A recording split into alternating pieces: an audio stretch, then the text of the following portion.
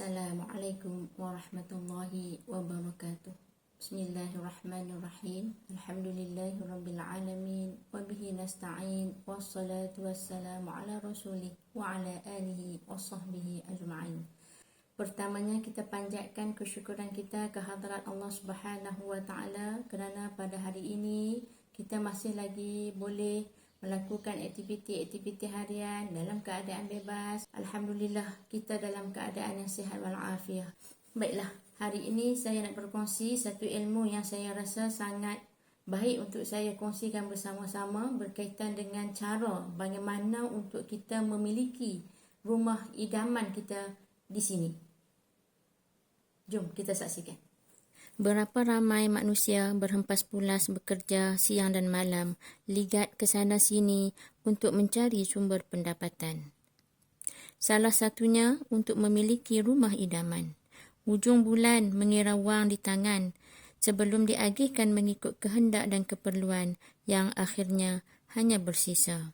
Langkah demi langkah dan strategi demi strategi diatur. Akhirnya, kaki mula melangkah menuju ke institusi kewangan, berbincang dan mendengar nasihat dan pandangan dari yang berilmu. Akhirnya, surat perjanjian dimeterai. Tidak lama kemudian, dokumen pun ditandatangan dan kunci rumah diserahkan. Fikiran pemilik terus ligat memikirkan pula tentang keperluan yang perlu dilaksanakan. Siang dan malam lagi bertungkus lumus menyiapkan rumah dengan kelengkapan yang perlu untuk kesempurnaan hidup bersama keluarga tercinta. Akhirnya, rumah impian tercapai sudah. Susah payah selama ini dirasakan berbaloi. Dalam hatinya berkata, inilah rumah idamanku, walaupun hutang masih berlambak. Wahai saudara-saudaraku sekalian, sesungguhnya langkah perjalanan kita masih belum berakhir. Rumah idaman yang kita miliki hari ini di dunia ini tidak akan kekal. Suatu hari nanti kita akan tinggalkan ia dan akan diwarisi pula oleh orang lain. Pada masa itu, ia bukan lagi milik kita. Ada satu lagi destinasi yang perlu kita fikirkan, yang perlu kita sediakan, yang perlu kita rancang satu strategi yang baik bagaimana cara untuk kita memiliki rumah yang sama seperti mana yang kita pernah miliki satu ketika dulu, tetapi berlainan keadaan dan suasana. Itulah rumah idaman kita di syurga menanti kelak. Yang pertama, berdasarkan kepada hadis riwayat Al-Bukhari, Nabi SAW bersabda, barang siapa yang membina masjid, maka sesungguhnya Allah akan membina baginya sebuah rumah di syurga. Hadis riwayat Al-Bukhari. Manakala di dalam riwayat yang lain, Nabi SAW bersabda, barang siapa yang membina masjid kerana Allah Subhanahu wa ta'ala, walau hanya sebesar sangkar burung, Allah akan menjanjikan untuknya sebuah rumah di dalam syurga. Hadis riwayat Ibnu Majah.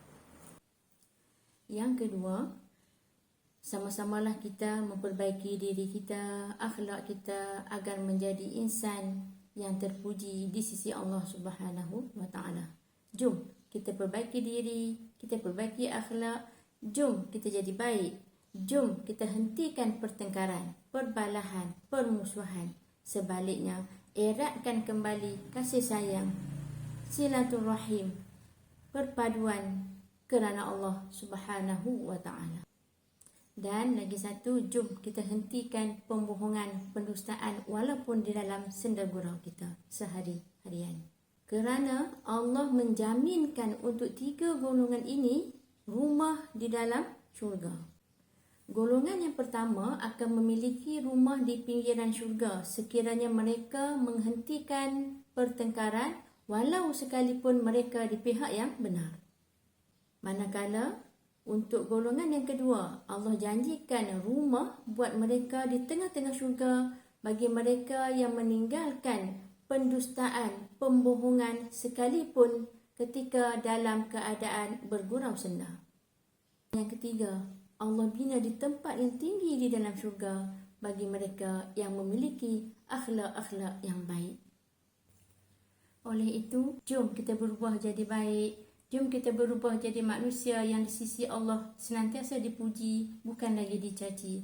Jom kita jadikan kehidupan kita hari ini yang senantiasa kita memikirkan kepada dua kehidupan, iaitu kehidupan dunia dan juga kehidupan akhirat. Jom sama-sama kita bina mahligai di dunia dan kita sama-sama membina mahligai di akhirat. Hidup kita ini hanya berteraskan kepada dua prinsip. Satu, nak buat. Satu lagi, tak nak buat. Fikirkanlah mana yang terbaik untuk kita. Okey? Teringat saya kepada satu kata-kata hikmah. Orang yang berjaya ialah mereka yang memaksa diri mereka untuk berubah menjadi baik. Semoga diri kita tergolong dalam kategori golongan orang-orang yang seperti ini, senantiasa mau berubah menjadi baik dari sehari ke sehari. Ya Allah, ya Tuhanku, jadikan hari ini untuk diriku dan keluargaku lebih baik daripada kemarin, dan insya-Allah besok lebih baik daripada hari ini. Sekadar ini dahulu perkongsian ilmu daripada saya. Insya-Allah di lain siaran saya akan menyambung beberapa lagi langkah bagaimana cara untuk kita membina mahligai kita di dalam syurga Allah Subhanahu wa taala. Hingga berjumpa lagi. Aqulu qawli hadza wa astaghfirullah li wa lakum. Wassalamu alaikum warahmatullahi wabarakatuh.